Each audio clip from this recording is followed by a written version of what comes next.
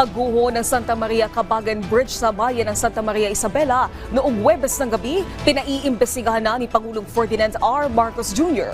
Sa programang Parangkahan na Radyo Pilipinas, sinabi ni Presidential Communications Office Undersecretary at Palace Press Officer Claire Castro na pinatututukan na ng Pangulo ang insidente. Kabilang sa mga gustong alamin ng Presidente ay kung nagkaroon ng korupsyon sa pagbuo ng proyekto at kung substandard na materyales ang ginamit sa tulay.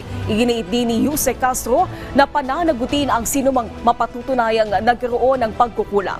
Ang proyektong nagkakahalaga ng 1.2 billion pesos ay nasimulan noong November 2014 at natapos nitong February 1, 2025. Ito talaga ay papaimbestigahan. Okay. Okay, kung may bahid man ng korupsyon Oo. sa nangyaring ito, mula pa noong 2014 hanggang sa ngayon, kung meron man, hindi talaga pwedeng hindi managot. Ayan, dapat Yan ang sabi panagutin ng yan. Pangulo. Oo.